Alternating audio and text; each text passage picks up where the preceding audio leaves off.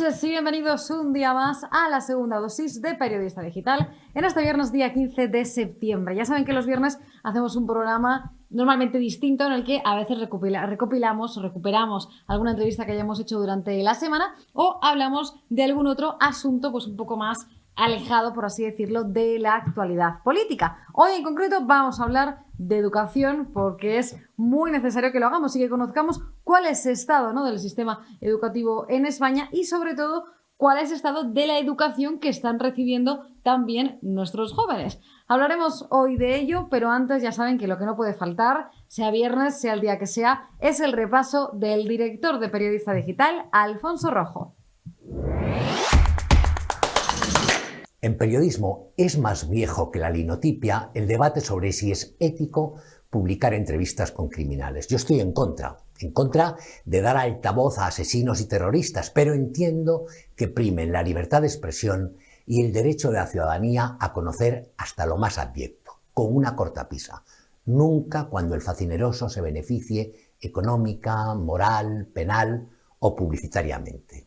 Este 22 de septiembre de 2023, en el siempre pringoso Festival de Cine de San Sebastián, proyectarán la última creación del periodista Jordi Évole, titulada No me llames ternera.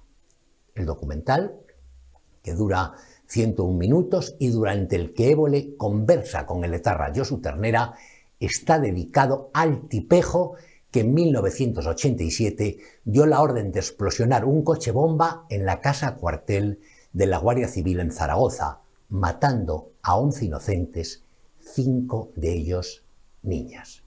Durante el reportaje, como gancho para subir el morbo y captar más público, el sanguinario Ternera revela que entre los muchos asesinatos que cometió hay uno que nunca ha figurado en su siniestro casillero, el del alcalde de Galdácano, perpetrado en 1976 y que ha prescrito por la estúpida y, en mi opinión, irresponsable amnistía de 1977. ¿Merece esa escoria humana el lametón que le propina Évole y los aplausos que le dedicarán los subvencionados del Festival de San Sebastián? La Fiscalía de la Audiencia Nacional ha rechazado revisar el documental y, en su caso, prohibirlo, como reclamaban las víctimas de ETA y Dignidad y Justicia. Sobra decir que es la misma Fiscalía que solicitará en breve que Rubiales, imputado por darle un beso en la boca a Jenny Hermoso, se le retire el pasaporte y se le imponga la obligación de comparecer al menos una vez al mes ante el juzgado más próximo a su domicilio. Lo pinten como lo pinten, es evidente que el documental sobre Ternera, financiado por Netflix, forma parte del proceso de blanqueado de ETA y de la banalización del horror terrorista que impulsan con esmero el PSOE y sus acólitos desde los tiempos de Zapatero. Como atenuante de Évole, que tiene en su mochila selfies con Otegi y varios masajes a etarras, es obligado subrayar que ni es el único al que la moral, los principios o la decencia le importan un comino, si se puede sacar pasta o fama, ni será el último. Josu Ternera huyó a Francia en 2003, cuando el Supremo le imputó por fin la carnicería de Zaragoza, pero antes, aquí en España. Y a pesar de que había sido jefe de ETA y sido también condenado por 11 asesinatos cometidos por él, y como impulsor de otros 88, fue diputado en el Parlamento Vasco. Y como representante de Bildu, hasta lo colocaron en la Comisión de Derechos Humanos de la Cámara Vasca, prueba sonrojante de lo agilipollado que está este país. Alega Évole, en su cuenta de Twitter, que entrevistar no es blanquear ni significa compartir las ideas del entrevistado. Tiene razón, pero yo me pregunto si vería tan interesante de partir campechano con el viejo jefe terrorista si a su hijo Diego, que acaba de cumplir 15 años, lo hubiera despanzurrado a la metralla como a las 5 niñas de Zaragoza. O sea, la fotógrafa Esther Delgado, su amor de la universidad y actual esposa, le hubieran segado las piernas y amputado 3 dedos de la mano, como le pasó a Irene Villa. Me da que no. Al progre y polifacético Évole le iba a costar un poco volver a oficiar de palanganero de los matarifes etarras. ¿Quieres perder esos pocos kilos de más? ¿Quieres resultados inmediatos y satisfactorios? ¿Volver a ponerte ese vestido o esos pantalones que tanto te gustan? Pues no lo pienses más. Con Naturhaus ya es posible. Pierde peso en tan solo 2 días, utilizando el Pack Express. Un producto exclusivo de Naturhaus que contiene todos los ingredientes y comidas necesarias para perder peso en 48 horas. Todo lo que tienes que hacer es acudir a tu centro Naturhaus más cercano, te pesaremos, te tomaremos las medidas antropométricas completamente gratis. Llévate el Pack Express. Vuelve al acabarlo y veremos juntos sus resultados. Te vas a sorprender.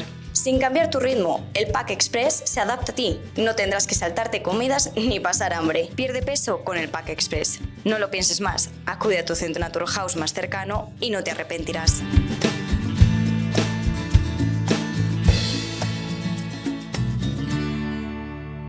Y como les decía al inicio, vamos a hablar de educación. Para ello hoy contamos con el periodista del diario El Debate, Roberto Marván. Hola Roberto, ¿qué tal? ¿Cómo estás? ¿Qué tal, Rebeca? Buenas tardes. Bienvenido un día más, muchísimas gracias por estar con nosotros. Esta semana hemos conocido algunos datos referentes a la educación en nuestro país y la realidad es que no son datos nada buenos. Por ejemplo, uno de ellos, has escrito sobre él en el diario El Debate, asegura que en España somos el país en el que menos jóvenes no tenemos sin bachillerato y sin formación profesional de toda la Unión Europea. Sí, así es. Esta semana se conocía ese informe esperado. Digo esperado porque suele ser un informe bastante exhaustivo sobre la situación de la educación en España. Es el informe de la OCDE que se publica anualmente sobre el estado de la educación en los países miembros de este organismo. Y como tú dices, hay algunos datos que son cuanto menos reveladores.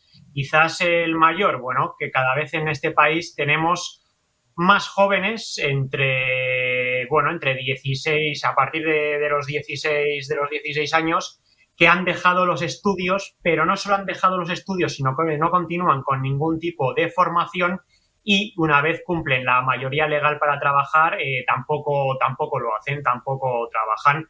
Esos son ya un 27% de esta franja poblacional, los que, como decía, ni estudian, ni se forman, ni trabajan.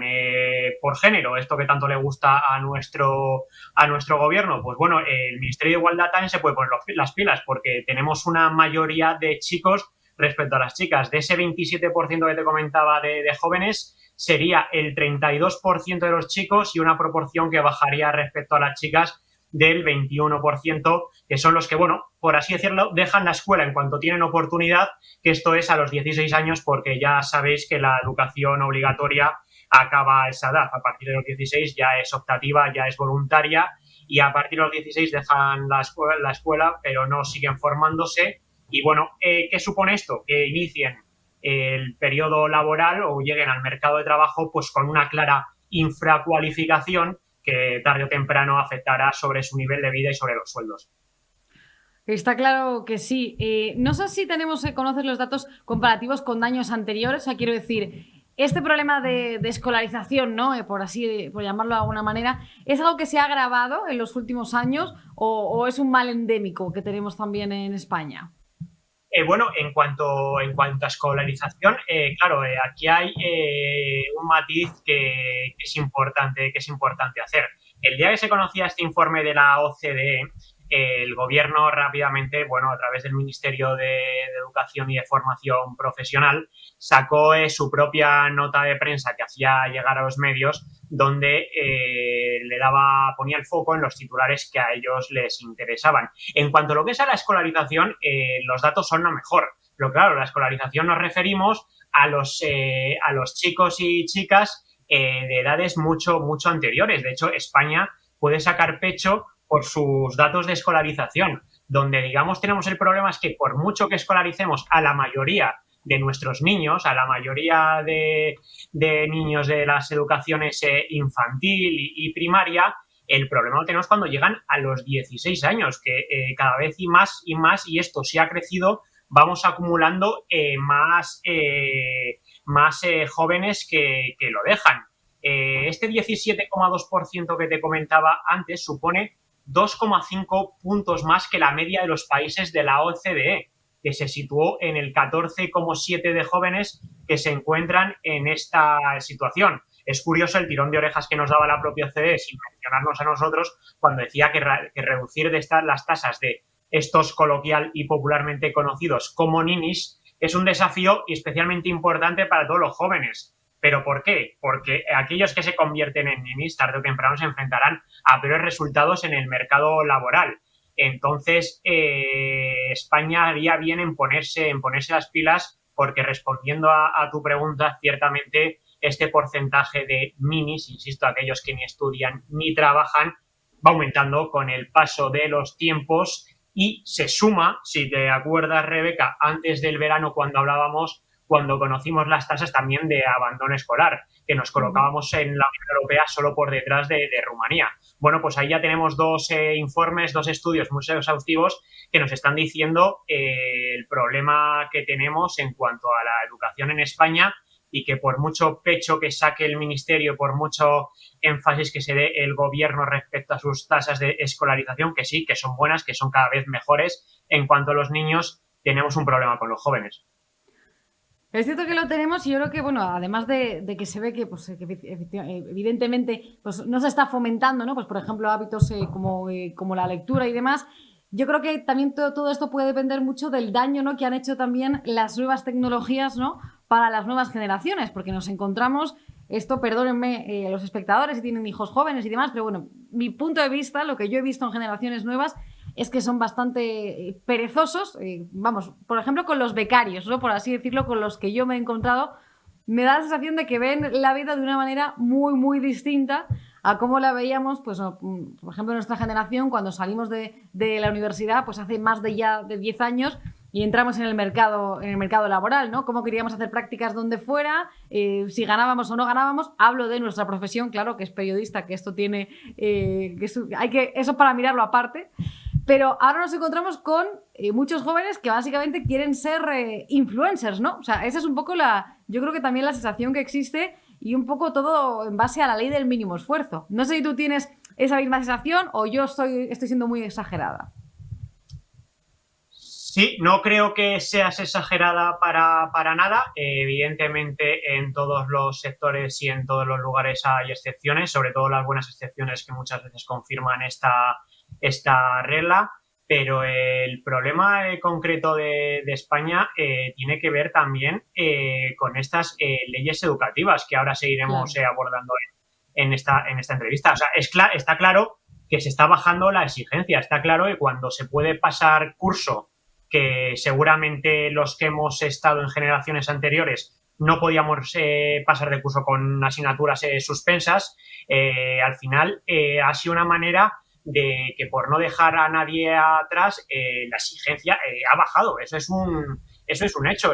Ahora comentaremos más adelante, si te parece, lo que nos hemos encontrado con un libro de primaria, con un libro, perdón, de la educación que, bueno, supone lo que al fin y al cabo amenazaba la ley CELA. Estamos tendiendo a despreciar, bueno, la memorización de conceptos, pero al final con un resultado que, más allá del aprendizaje en sí, significa, digamos, una menor exigencia. Si se pasa de curso con suspensos, si en algunos lugares incluso desaparecen las notas alfanuméricas por no frustrar a ninguno de los estudiantes, y otros condicionantes, significa que estamos aprendiendo peor. Si a esta coctelera le sumamos ciertas dosis de ideología y de sesgo, a la cual no están escapando ningún tipo de generación por parte del gobierno correspondiente, nos encontramos claramente con unos chicos cada vez peor formados. Es curioso cuando salía, y lo comentaba yo con mis compañeros en la redacción, cuando salía el informe de la OCDE, y dices, bueno, si cada vez hay más jóvenes que a los 16 años no quieren seguir estudiando y se les ha puesto más fácil que nunca llegar hasta ahí, hasta los 16, ¿qué sucedería con una educación un poco más rígida, un poco más exigente. Es una cosa para que toda la comunidad educativa se lo plantee, y sobre todo el Ministerio del Ramo, en este caso el Ministerio de Educación, que tanto pecho sacaba con los datos de escolarización, porque lo que nos encontramos al final es una responsable, una ministra, que es Pilar Alegría, que desde mi punto de vista pasa mucho más tiempo en el Twitter atacando a la oposición y al Partido Popular que poniendo orden en su propio ministerio, porque está claro que tiene unos retos en los cuales todos estamos en el mismo barco, pero no vemos que se estén haciendo grandes cosas para avanzarlo. Habrá que darle tiempo a la ley CELA, que aprobó su antecesora. Este año entran, si no me fallan las cuentas, la aplicación de la ley en las categorías, en los cursos pares, después de aplicarse en un primer momento en los impares, pero ya hemos visto que en lo que es la aplicación de la nueva BAU han tenido que rectificar. La oposición más de una vez le están pidiendo una selectividad única en toda España, para no encontrarnos esos ejemplos de selectividad de unos lados y de otros, que luego repercuten en comunidades como la Comunidad de Madrid, donde alumnos venidos de fuera, por así decirlo, les roban las plazas a los madrileños porque han venido de sistemas menos exigentes que el que ha puesto la propia Comunidad de Madrid para los que se han presentado en la EBAU para las propias universidades madrileñas. Entonces, al final, todo esto está formando un guirigay que sí se esperaría que el Ministerio quisiese acometer, también por el lado del de universidades, pero al menos por el lado de Pilar Alegría y lo que a ella respecta, en su condición, digamos, de portavoz también del gobierno. La vemos mucho más tiempo en el Twitter criticando a la oposición que intentando arreglar los problemas de educación, que son muchos y muy variados. Sin embargo, desde el Ministerio de Educación están a otra cosa. Os habéis encontrado en el debate con un libro que aplica una nueva forma de definir conceptos, ¿no? Porque quiere librarse de las definiciones teóricas, ¿no? A ver, explícanos un poco en qué consiste este nuevo invento del Ministerio de Educación. Claro, el problema está que las definiciones teóricas son necesarias siempre y cuando sean correctas. Acuérdate la última que nos vimos, que hablábamos de que la ideología de la URSS fue liberal como la de la Segunda República. Aquí era una aberración, era una definición incorrecta, pero es que ya en otros libros directamente han optado por explicar la atmósfera como, sin definirla. Esto ha salido viral en muchas redes sociales tras las quejas de varios padres que adjuntaban la foto donde, bueno, de una manera, digamos, muy condescendiente, muy de, venga, chico, vamos a estudiar, vamos a aprender, se le, digamos, anima a abrir las páginas diciendo que, bueno, vas a aprender de forma práctica y competencial, actividad, pero dice, sin necesidad de definiciones teóricas. Entonces, bueno, nos hemos ido al libro concreto y nos hemos encontrado con que pertenece a la asignatura de Biología y Geología para primero de la ESO. ¿Por qué digo esto? Bueno, pues porque al final lo que está aportando este tipo de manuales, pues es lo siguiente, es decir, cuando toque hablar de la atmósfera, pues lo vamos a hacer sin definir previamente qué es la atmósfera. Yo le he podido echar un ojo al libro y es verdad que sí, que la amenaza de la ley CELA, si recuerdas, que era despreciar un poco la memorización, tener que memorizar menos, afrontar, eliminar un exceso de contenidos, que decía en su día decía la ministra Celaá en su momento cuando presentó la ley, Isabel Celaá, porque había que semejarse con otros modelos educativos innovadores, y ponía los ejemplos, creo recordar, que hablaba de lo de Finlandia y compañía. Ya sabes, la eterna fascinación que hemos tenido en España con el modelo nórdico, ¿no? Con ese modelo nórdico que luego muchas veces no es oro todo lo que reluce. Entonces, bueno, ya puestos, mucha gente quería estar en guardia a ver a qué se referían con eso de memorizar menos, qué significa eliminar exceso de contenidos, porque hasta en cierto modo podría ser positivo, porque a veces a lo mejor el exceso de tanto de contenidos con memorización puede que no sea nada para el aprendizaje, pero oye, si vamos a estudiar en este caso, que es el ejemplo que hemos encontrado, qué es la atmósfera, sin definir previamente qué es la atmósfera, es cuanto menos llamativo. Este libro que te hablo, que es para primero de la ESO, de la educación secundaria, significa que ya donde los chavales, yo creo que se les puede ya exigir cierta memorización, tiene una ausencia total de definiciones teóricas. O sea, yo creo que eso va a eliminar, va a llevar a la indiferencia y va, digamos, a eliminar también cierto pensamiento, como decía el pedagogo Gregorio en Twitter, riguroso, porque si no tienes la definición, al final va a ser muy complicado que tú puedas aprender qué es algo. Desde luego que sí, vamos en cuesta abajo y sin frenos con este Ministerio de Igualdad. Y al final es lo que tú decías, ¿no? Es todo basado pues, en la ley del mínimo esfuerzo. Y pues si quitamos lo como comentabas, las notas, las calificaciones numéricas, porque ya no se pueden poner, no vaya eso a suponer un trauma, ¿no? Para el escolar. Ahora tampoco podemos enseñarles con definiciones teóricas. ¿Se van a convertir los colegios? No sé. Y la verdad es que se le quitan las ganas un poco a uno de tener hijos, ¿no? Teniendo en cuenta este panorama educativo en el país. Sí, sobre todo, a ver, también luego tienen una responsabilidad concreta las comunidades autónomas a la hora de revisar los libros que llegan a las aulas. El otro día no nos tiene que doler las prendas, lo decíamos, lo que sucedía con el libro de primaria que hablaba sobre la guerra civil y en concreto sobre esa ideología incorrecta que le atribuyen a la URSS, ha sucedido en Andalucía, donde evidentemente hay que darles un tiempo porque la LOMLOE se está aplicando progresivamente, pero parece ser que ante la multitud de manuales y de libros de texto que se editan en España, es necesario una mayor supervisión y control. A la hora de desarrollar los currículos tanto de primaria como de secundaria, las comunidades tienen algo que decir, pueden aplicar su 40%. También es decir que al igual que le he criticado a Andalucía que se haya escapado este libro de primaria, es una de las comunidades junto con Madrid que más quieren hacer por fomentar ahora mismo la lectura en etapas primarias e intermedias, porque se han dado cuenta que en España tenemos un problema con la comprensión lectora. Cada vez a los chicos les cuesta más comprender un texto, vamos a decir, de cierta enjundia, de cierta dificultad.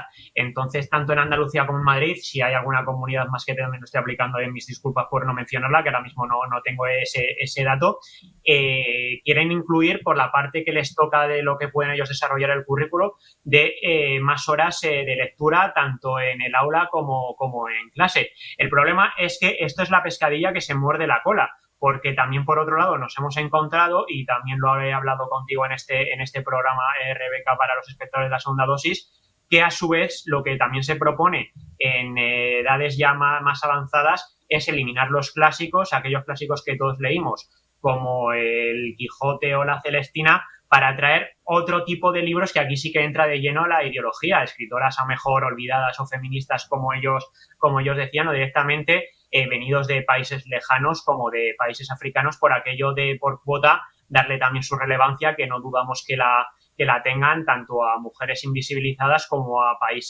escritores africanos.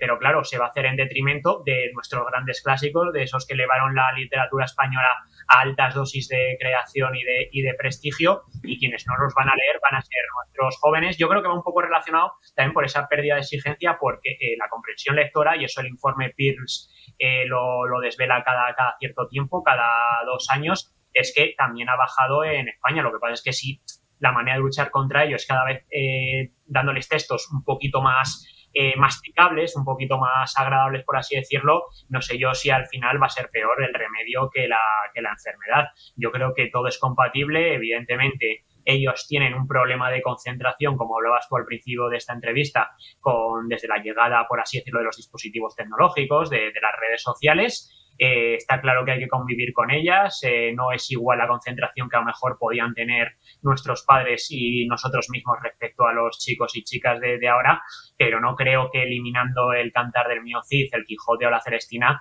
vaya a ser la manera de conseguirlo. Desde luego que no. Muchísimas gracias, Roberto Marván, por estar con nosotros un día más y por ponernos al día también sobre el asunto educativo, que es más que nunca necesario. Te leemos en el debate. Y nosotros seguimos viendo. Muchas gracias, Rebeca. Un saludo. Gracias, Roberto. Hasta la próxima. Y con esto nos vamos. Estamos a viernes, así que no les voy a decir eso. Ya saben que volvemos mañana. Volvemos el lunes. Muchísimas gracias por haber estado con nosotros un día más. Déjennos un comentario si les apetece, un me gusta en el vídeo, y lo más importante de todo es que vuelvan el lunes, que volveremos ya con toda la actualidad política ya saben ustedes cómo están las cosas ahora mismo en España. Que disfruten el fin de semana y el lunes les espero.